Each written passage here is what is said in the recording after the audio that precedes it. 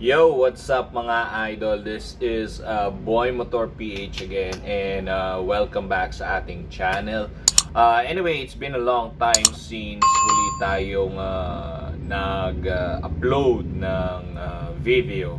So, alright, so welcome back, and again, this will be another or a new episode of helmet unboxing or a simple helmet review. But of course, katulad ng mga dati nating review, this will be a review or a personal view on this particular helmet, which is a Bell helmet. And this will be a Bell Eliminator in gloss white. So we will be unboxing this Bell Eliminator. Isa sa mga premium helmets when it comes to motorcycling. So this is one of the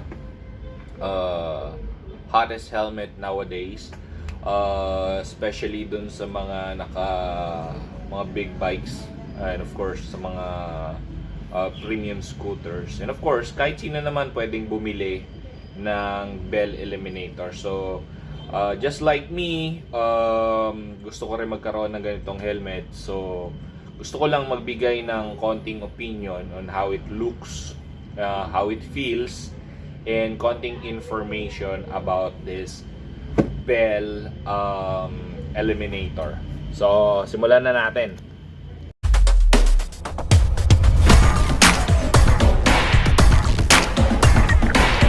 Alright, so ito na nga mga idol. So we'll be opening this one up. So as usual, this will be the look, or ito yung magiging itsura ng box ng Bell. This is the usual look of a Bell helmet box. It's on a red box, pero mayroong mga bagong labas ngayon, which is medyo nag-evolve na sila dun sa plain matte brown na box. But this is the usual box of Bell helmet. And sa Eliminator, meron siyang support na ganito. Ayan. So, ayun. So, tatanggalin natin yung upper box support niya. Yan. And then, tignan natin yung maliliit. This is actually a cover dun sa mga butas niya sa ibabaw. Tignan muna natin yung helmet. So, ito yung kanyang dust bag. So, the choice of professionals. So, yun yun. Baba muna natin yung box. So, ito yung pinaka dust bag niya. Ayan, ganda. Bell. Ayun o, Eliminator. So, yan yung pinaka dust bag niya. Tapos may nakasulat dito na the choice of professional. So, ayan. So, let's open it up. Bago natin ipakita yung helmet mismo, which is this one, gusto ko lang ipakita sa inyo yung pinaka dust bag niya. So, ayan. Talagang para siyang mas manipis lang siya kaysa sa comforter. Yan. Pero sobrang lambot niya. Talagang pagka tinanggal mo na to, talagang masisecure niya yung helmet. Yan o. Bakit ganito kaganda? Well, the helmet is priced at 20,890 pesos. So that's 20,890 pesos. That's the suggested retail price.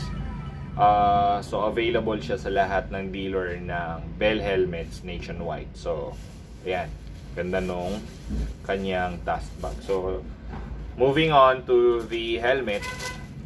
So meron siyang protector na ganito on the bag.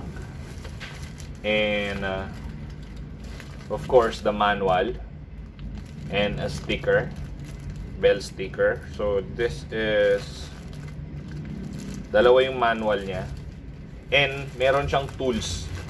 Kunin natin yung tools. Ayan o, meron siyang tools.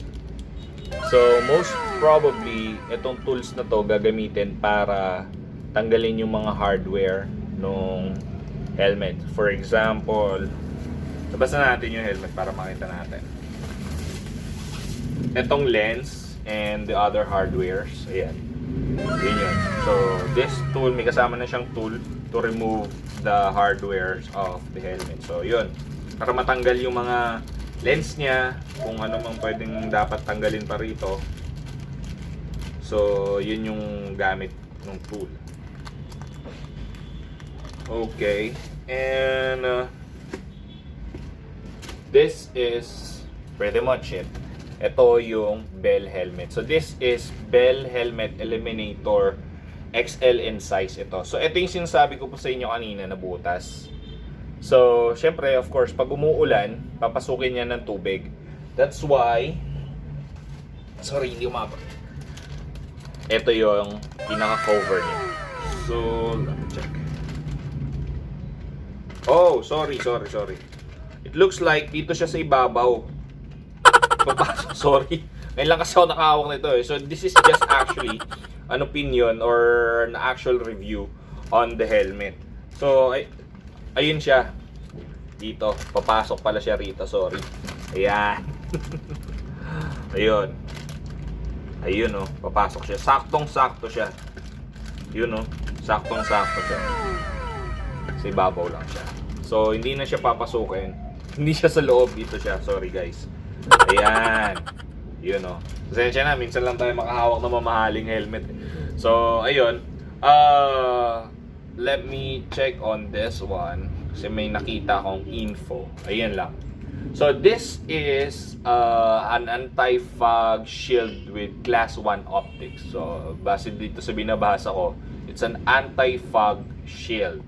And cheek pads, it's a contoured pads for superior feet. And actually, yung kanyang, sa mga magtatanong kung pwede siya for intercom, yes, pwede po siya sa intercom. So, it's actually intercom ready, full washable, and hindi siya buttons.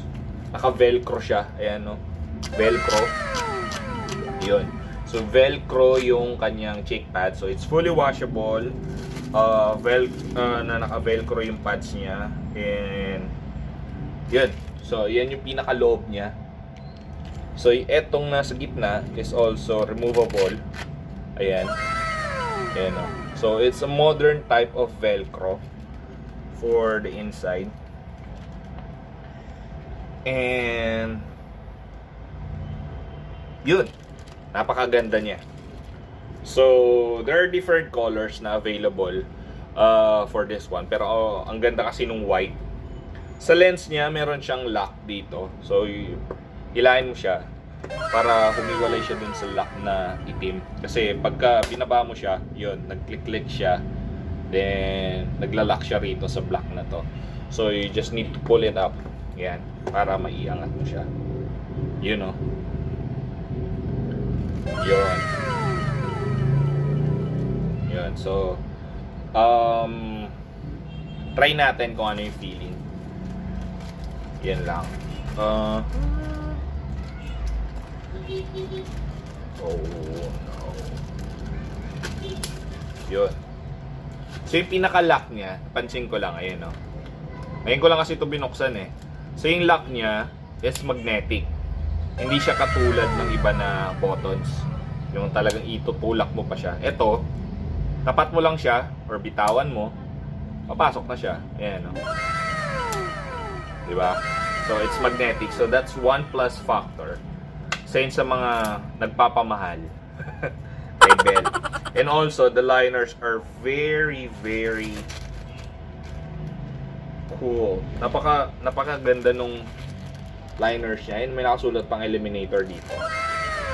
So, and this one nakalagay established 1954. So, ganda niya. So, try lang natin mga idol kung ano yung feeling.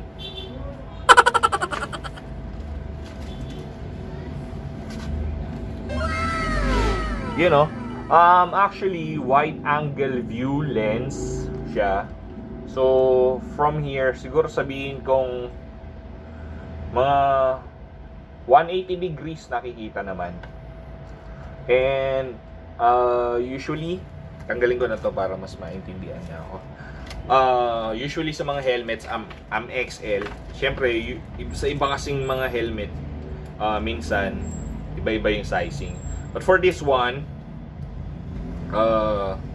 saktong-sakto siya. So it's not tight, it's not loose, hindi siya maluwag, hindi masikip. Saktong-sakto lang siya. So XL as usual is the exact size for me. So yun, so once again, the price for the Bell Eliminator is 20,890. It's actually a marked down price or discounted price na siya, since previously mas mataas ang presyo ng Bell Eliminator dito sa Pinas than ngayon. So if you will be getting this helmet at 20,890, sobrang nakatipid na kayo. And some stores are also offering discounted price for this particular helmet. And also there are some stores na nag-offer na rin ng credit card installments for those na merong credit card. And of course, meron na rin mga kasyalo and home credit, which is nagpapadali dun sa mga buhay or tumutupad ng pangarap ng mga katulad ko na gusto magkaroon ng ganitong helmet pero hindi kayang bumili ng one-time payment. So home credit, kasyalo, yun yung mga usual na nakikita natin na tumutulong para mapautangan tayo ng helmets or makabili or matupad yung pangarap natin na makabili ng ganito kagandang helmet. So 20,890 at its price, reasonable naman siya kasi napakagandang helmet niya, may napatunayan na, and Bell helmets have been on the business for a very very long time now. So maybe more than 60 years. Yes, I believe more than 60 years na sila on the helmet business. So from cars to motorcycles, Bell helmets talagang may napatunayan na. So that's pretty much it. This is just a simple helmet review based on my personal opinion and based dun sa nakikita ko dito sa helmet na to. And it's just an unboxing of the helmet. So this is just another episode of helmet unboxing from your boy Motor PH. So anyway, dun sa mga hindi pa nakaka-subscribe sa ating channel, please do like and subscribe for more helmet reviews, motorcycle reviews that we can do in the future, and as well as dun sa mga ride na gagawin natin in the future. I'm also planning now to do a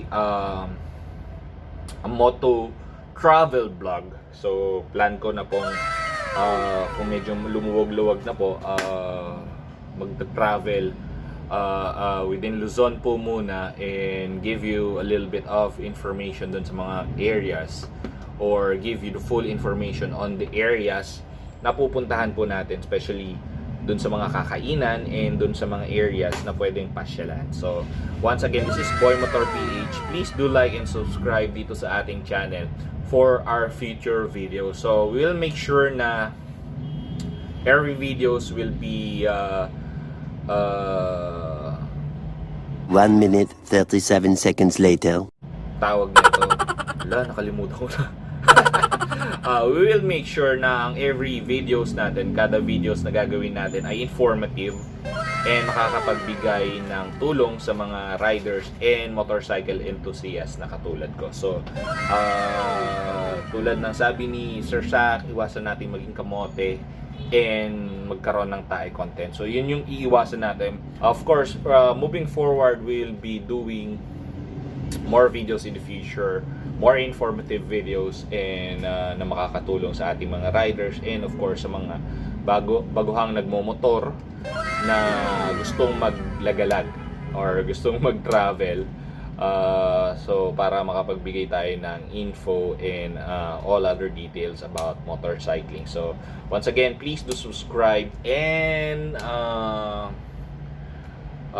hit that bell button sa inyong YouTube account para ma-update kayo sa bawat video na ating i-upload in the near future. Once again, this is Boy Motor PH, mga idol. Maraming salamat sa panonood. Anyway, shout out John Carlos J. John Caruso, congratulations dun sa bago mong set ng computer.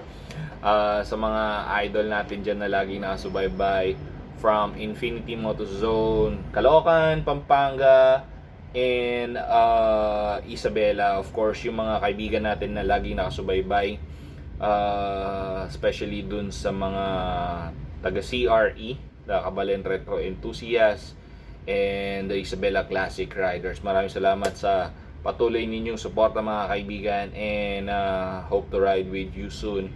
So, Boy Motor PH, ciao, sabi nga ni Sir Sa.